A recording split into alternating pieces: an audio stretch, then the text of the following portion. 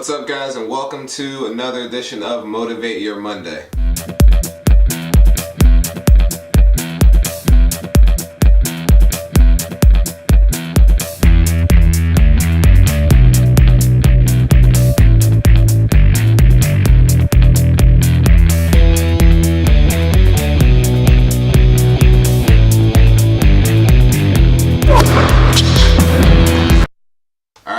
Now, just like the title says, we're talking about defining what it means to be a beast, defining beast mode. So what I'm talking about when I talk about beast mode is I see it all over the place. Beast mode this, beast mode that, be a beast. Now what I'm looking at when I see those things is there's a misconception of what it actually means when we're talking about being a beast. They're going into beast mode.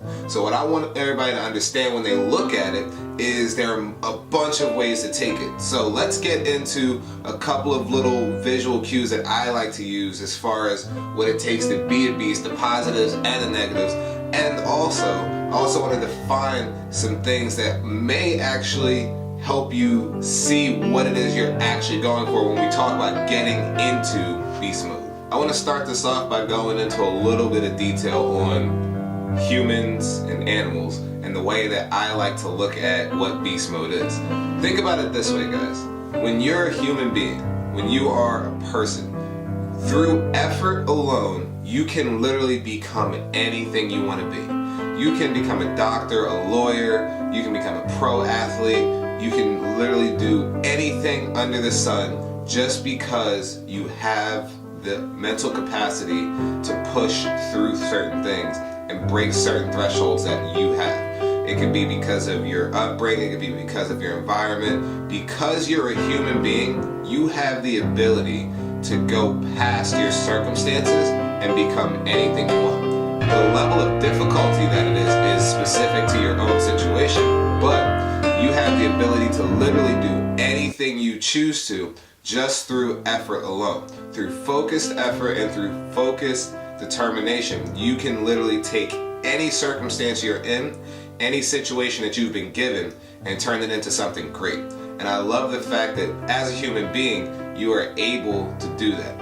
A human being can be anything they want to be just because they want to be it. Now, as a side effect of that, human beings have become very lazy as a species.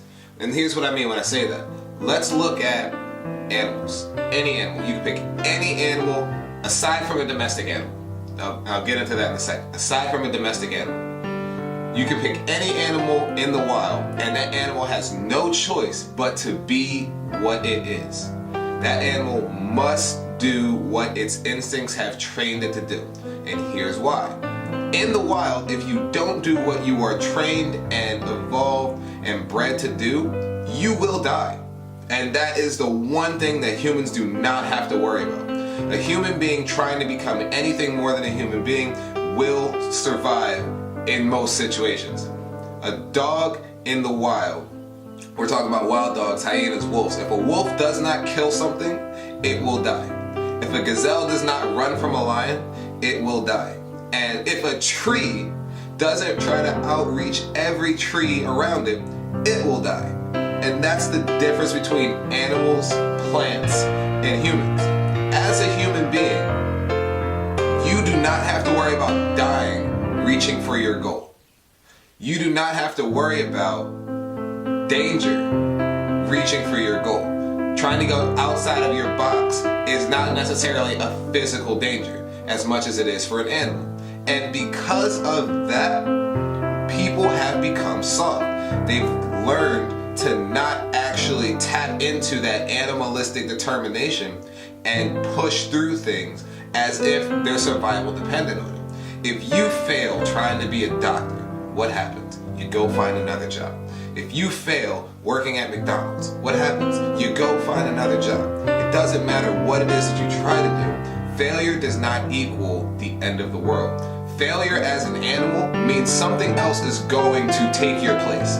Whether it's you get killed or some other part of your family is now in charge, you do not get to survive as an animal without being 120% into what it is that you're trying to do. And And because of that, human beings have not only evolved as far as what they're willing to do, but they've devolved as far as what they're willing to do. You can do anything, but most people won't do anything. There's a big statement that the Marines have that everybody wants to go to heaven, but nobody is willing to die. That's a very profound statement. Everybody wants this dream, but so few people are willing to go 100% into it and commit to doing it in order to have what they want. Alright, so let's get into it. What's beast mode? Beast mode, for me, is living like an animal. Living like an animal as if you cannot survive without doing this thing to the best of your ability. If I'm a lion and I don't hunt, I die. If I'm a gazelle and I don't run from that lion, I die. If your dreams and your goals have that type of determination where you actually live and grind like an animal for your job or for your goal or for your dream or for your success, you will have it because you're treating it as if it's life or death. You don't have a decision because you have to have it. If you don't have it, you will not survive. When you approach your dreams that way, there is nothing that can stop you, because if something tries to stop you, you are treating it as if this stops me, I die. And if you treat it like that, something is going to give. Either that goal is going to give or you're going to give. And if you give, treat it as if it's the end of the world for you. And then you're not going to give. No matter what's in front of you, no matter what obstacle gets in your way, if it's pushing against you, you're going to push back just as hard or harder, because it's do or die for you and there is no option B. I am so tired of people who tell me that they want to be successful. So tired of people that tell me they want to be champions of this, they want to be pro athletes, they want to go to college. Don't tell me that, and then when I ask you this trick question, you fall into it. Alright, well, if that doesn't work, what else are you going to do? And I get an answer every time. That tells me you're not committed 100% to that goal. If you are really committed, why do you have a plan B? If it's do or die for you, why do you have a plan B? You want to do this, and you really want to do this, there shouldn't be a plan B. It should be, I'm going to do this. Not I'm going to do this, but if it doesn't work out, I'm going to try to be a chef. I want to be a pro athlete, but I want to make sure that I can at least be a cook. Now, I'm not saying that you have to put all your eggs in one bucket, because you have to be realistic. But the mental state of pushing as if that's the only thing you can do carries weight. I do understand that only a small percentage of people become pro athletes.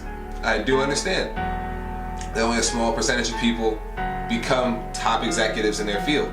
But the ones that do are the ones with this mindset, are the ones of eat or be eaten, are the ones of grind harder than everybody else. There is no plan B for these people. And if you work the same way those people work, you will be the same way those people live. And that's what gets in a lot of people's way, is you work hard while working hard somewhere else. I'm pushing hard to be the top basketball player at my college, but at the same time, I'm training to be an intramural soccer player. It doesn't fit. It's all about where your priorities lie. If you're really pushing through stuff, beast mode takes over, and beast mode is do or die. Beast mode is fight or flight. Beast mode is surviving based on the fact that you have to be the best of what you are. And if the best of what you are is the top executive, if the best of what you are is this top athlete, then you are going to push as if that's all there is for you. Otherwise, something else will take your place. Alright guys, in this quick wrap up, I just want to talk about what it means to really go 100% on these goals. What it means to really just commit to going in, getting it done, and not letting anything get in your way. The big obstacle a lot of people come across is when it comes time to commit to doing these things right, it's always an option. It's always something is allowed to get in your way.